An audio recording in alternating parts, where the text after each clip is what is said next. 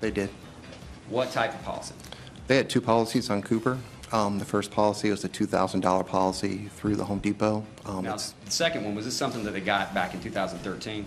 Yes, well, yeah, November 2012 is when he signed up for it. Okay. And was this something that you still had at the time of the child's death? That is correct. And how much was the policy? It was a $25,000 policy. Were they having any type of financial difficulty? They were. What type? She was complaining about his purchasing, sporadic purchasing or overcharging the credit cards. Now, who was in control of the finances at this time? He was. So they had two life insurance policies worth $27,000 on their son. And you just heard they were having some money problems, although the defense denies it. Look, he was unhappy at work. He was recently passed over for a promotion. He failed to get another job that he was looking for. But I want to go to Sierra Elizabeth. You're a defense attorney. Defend this. On the day his son was roasting in the car that he says he forgot his child there, he, according to prosecutors, got an email, a mass email at 1:30 in the afternoon from the daycare center. Wouldn't that spark your memory? Oh, my son, he's supposed to be at daycare. Jane, for the whole hour, we've been talking about how this guy is distracted by women, by his finances, by all of these things.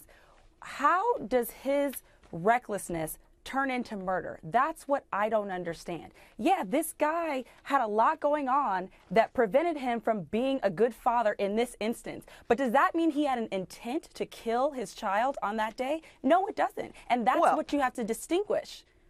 Listen, when you are researching how long it takes a child to die in a hot car, okay, I'd say that alone. But then when you're going to child-free websites where there's a whole lifestyle about don't have children, and he has a child, and then we haven't even gotten to his obsession with death and looking at videos of people dying. The prosecutor said he was obsessed with going to videos that featured suicides, the Iraq War, various things where people are dying. I mean, my gosh, former prosecutor Wendy Murphy, it keeps piling up. It's not one thing, it's the sum total.